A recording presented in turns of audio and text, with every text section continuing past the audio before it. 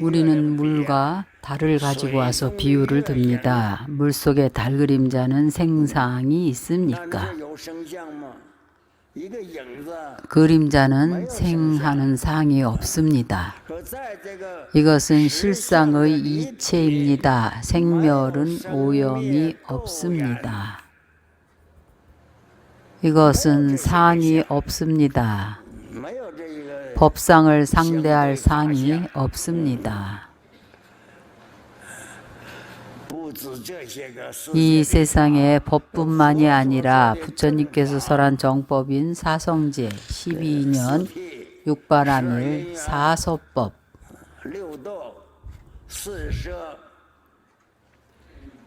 다 단지 대기설법을 한 것입니다. 언설입니다. 우리로 하여금 마음을 돌이켜서 진실로 돌아가게 하기 위한 것입니다. 단지 우리가 이것이 어떤 것이 망념이고 어떤 것이 진실인지를 알 수 있어야 합니다.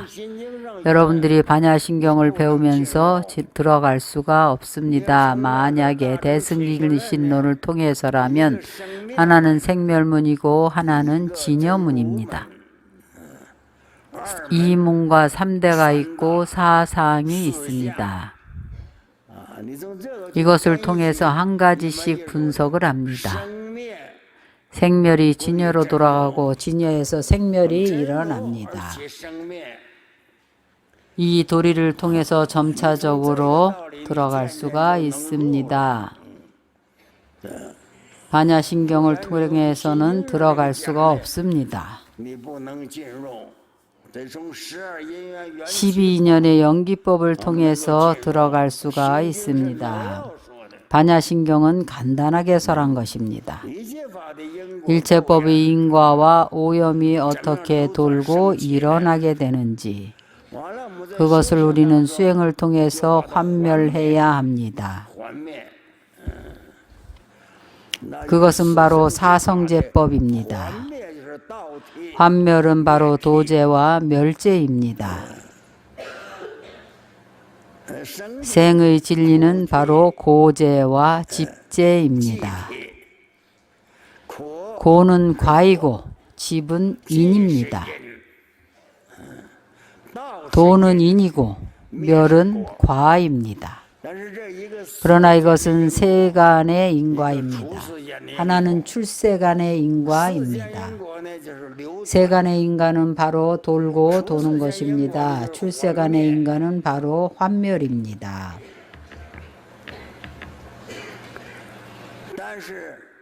그러나 우리가 화엄경을 강설할 때에는 환원관에서 이렇게 이야기합니다. 환원입니다. 현재 우리는 진여 실제로 돌아가야 합니다. 색즉시공, 공즉시색, 수상행식도 또한 그러합니다. 이것이 바로 진제로 돌아가는 것입니다. 오염된 법을 따라서 유전하다가 청정함을 얻게 됩니다. 더러운 것이 오염시킬 수 없습니다. 오염된 법을 따라서 유전할 때에는 청정하지 않습니다. 그러나 그 본체는 부중불감이고 영원히 청정합니다. 오염되어 있지만 여전히 청정합니다. 이 도리는 비교적 매우 심오합니다. 왜냐하면 일제상과 일제색법이 연기를 따르기 때문입니다. 우리는 지금 진공의 뜻을 이야기하고 있습니다. 진공은 불생입니다. 진공은 연을 따르지 않습니다. 진공은 불생이고 색은 연을 따라서 멸합니다. 일체색상은 인연을 따라서 곧 사라집니다. 이 도리는 반드시 사유를 통해서 수행해야 합니다. 현상으로는 알 수가 없습니다. 우리의 마음은, 진심은 영원히 변하지 않습니다. 비록 세세생생 생을 받고 육도에서 윤회하지만 그러나 그 진심은 더럽지도 깨끗하지도 않습니다. 또한 오염되는 것도 아니고 또한 청정한 것도 아니고 또한 장애도 아닙니다. 어떠한 장애도 그것을 장애할 수는 없습니다. 장애가 다했으므로 도를 멸했다고 하는 것입니다. 장애는 근본적으로 원래 없는 것입니다. 멸도도 또한 성립되지 않습니다. 재불이 성불해서 공덕이 원만해지면 증가할 것도 없습니다. 중생이 육도윤회를 하지만 사라지지도 않습니다. 이 도리는 매우 심오합니다. 우리가 한두 마디 말로 알 수 있는 것이 아닙니다. 우리의 모든 상은 다 진공의 상입니다.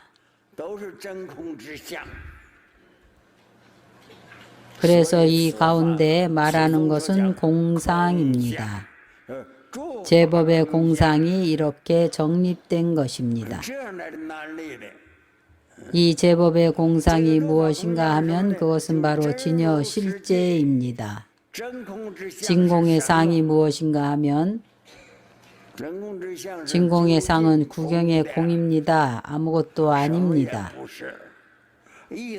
일단 인연을 따르게 되면 모든 것이 됩니다. 이러한 원인 때문에 공 가운데 색이 없다고 설합니다. 공 가운데 어디에 색상이 있겠습니까? 없습니다. 색도 없고 또한 수상행식도 없습니다. 색법이 없을 뿐만 아니라 신법 또한 없습니다.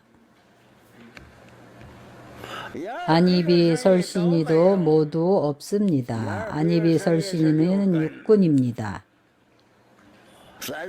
색성향 미촉법은 육진입니다. 내지 안개, 이계, 비계, 신계 이것을 18계라고 합니다. 육군, 육진, 육시 3 곱하기 6은 18입니다. 이렇게 설하는 연고로 바로 이러한 까닭으로 제법의 공상이 나오게 됩니다. 불생불멸 불구부정 바로 이 도리입니다. 여기에 불교의 명사가 매우 많이 나옵니다. 바로 법상과 행상을 가지고 이야기합니다. 이 행상들은 모두 다 공합니다. 공입니다. 육군과 육진은 근이 진을 상대합니다. 근과 진이 서로 합합니다. 근과 진이 서로 합하지만 식의 변화가 식은 인식인데 식의 변화가 없습니다. 어떤 효과도 없습니다. 식이 있어야만 비로소 작용을 일으킵니다. 식은 작용을 일으킬 수 있는 것입니다. 아마도 육근이 없으면 안입이 설신의 의식도 작용이 없을 것입니다. 근이 없는데 작용이 있겠습니까? 식은 반드시 근이 있어야 합니다. 바로 육군은 외적인 육식의 경계를 마주해야 하고 육진의 행상을 마주해야 합니다. 만약에 한쪽을 잃어버리면 이쪽도 성립되지 않습니다. 우리가 일반적으로 말하는 경계선은 이쪽에서 저쪽을 경계로 정해서 한계선을 표시합니다. 한계를 정해서 그려놓으면 그 한계를 넘을 수가 없습니다. 그러나 한계를 초월하는 경계에 도달하면 예를 들면 우리는 눈으로 볼 수가 있습니다. 그러나 들을 수는 없습니다. 그러나 안근 원통의 경계에 도달하면 들을 수가 있습니다. 눈이 귀가 될 수도 있고 코가 될 수도 있습니다. 눈이 곧 법계성이 됩니다. 그러나 증득해야 합니다. 증득하지 않으면 능언경에서 25원통을 이야기했습니다. 관세음보살은 이근을 통해서 들었습니다. 모든 것도 다 아십니다. 눈을 써서 볼 필요가 없습니다. 이근으로 한번 들으면 붉은색, 노란색, 남색, 흰색, 검은색을 다 압니다. 육군을 호용할 수가 있습니다. 왜냐하면 원융하기 때문입니다. 육군은 한근이 통하면 육군이 모두 다 통합니다. 구경에 도달합니다. 왜냐하면 그것이 바로 공상을 증득한 것입니다. 이근을 통해서 들어가서 공상을 증득한 것입니다. 안근을 통해서 들어가서 공상을 증득한 것과 같은 뜻입니다. 안근을 통해서 들어가서 예를 들어서 우리의 눈이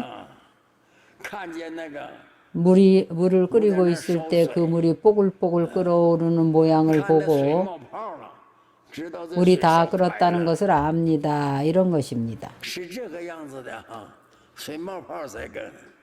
그런데 온천의 물은 언제나 뽀글뽀글 물방울이 올라옵니다. 물이 끓어서 그런 겁니까? 그렇지 않습니다. 이런 의미입니다. 눈이 보는 것도 그것은 허상입니다. 그 인지하는 것을 지휘하는 눈이 일반적으로 우리의 인식은 물이 끓을 때에는 끓어서 물이 뽀글뽀글 올라온다고 생각합니다. 그러나 그 온천물은 그렇지 않습니다. 그것도 역시 뽀글뽀글 물방울이 올라오지만 그것은 끓는 것이 아닙니다.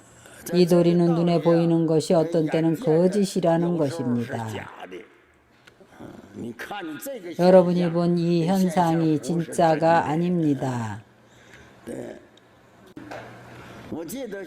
제가 기억하기에 북경의 서산에 있을 때에 옥천산과 홍석산 두 개가 마주보고 있었습니다. 어느 날 거류 황제가 북경성을 나와서 교회로 놀러 갔다가 이곳에 도착했습니다. 그가 홍석산의 돌을 보고 그 돌이 파여서 떨어지는 것을 보고는 그래서 그 돌을 한 조각 가져다가 조각을 하려고 했습니다. 그런데 돌이 너무 단단해서 어떤 조각칼로도 조각이 안 되었습니다. 현성적으로 볼 때는 아주 부드러워 보였습니다. 실제로는 아주 단단했습니다. 우리가 눈으로 보는 현상과는 반대입니다. 우리는 신법을 써서 관해야 합니다. 우리가 자주 이런 말을 합니다. 귀로 듣는 것은 허망하고 눈으로 보는 것은 사실이다. 이 말은 믿을 만한 말이 아닙니다.